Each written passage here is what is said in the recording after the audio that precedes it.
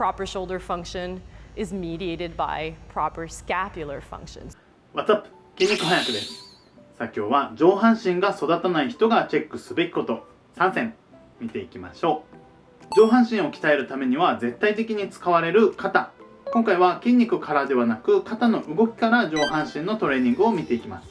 これを理解することで筋トレ動作で見るべき新しいポイントを得ることができます。そんなことを教えてくれるのはまいさんです。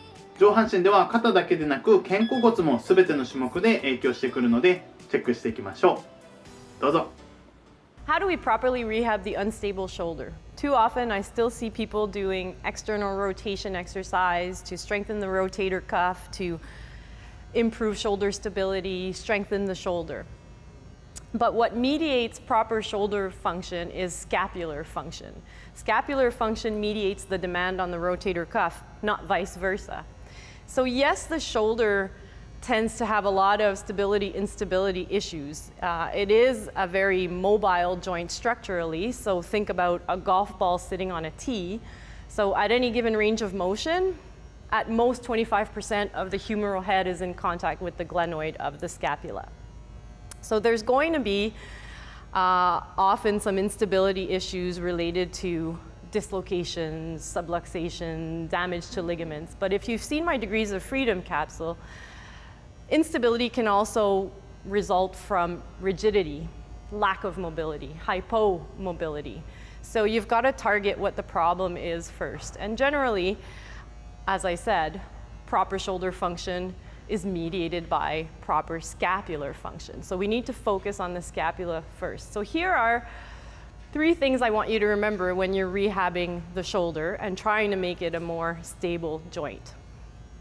Number 1, stop with the dumbbell external rotation exercises, okay?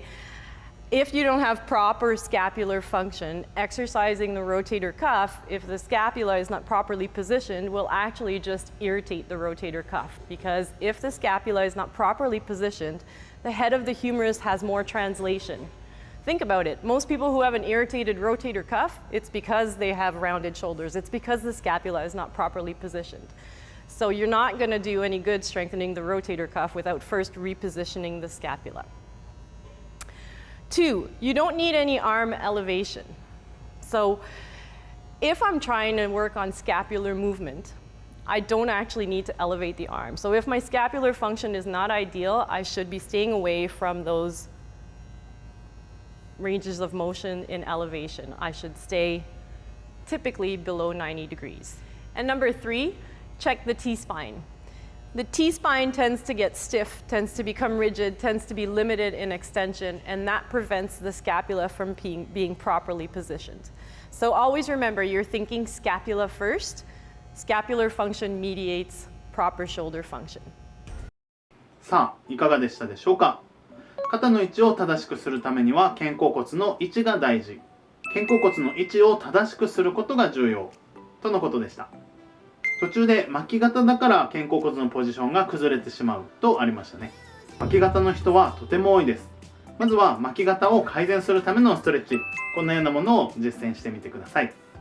特に個人的には可動域が大きく取れる人と大きくは取ることができない人とでは筋肉のつき方が変わってくると思っています。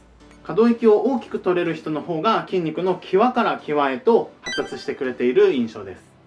なりたい体のために筋トレだけでなくストレッチなど様々な方向性から努力していきましょう。みんなは体を変えるため筋トレ以外で頑張っていることはありますか？コメント欄で教えてください。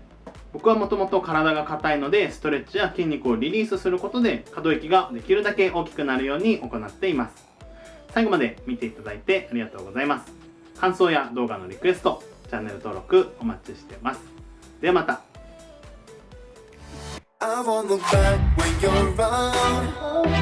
I won't think twice when you're gone.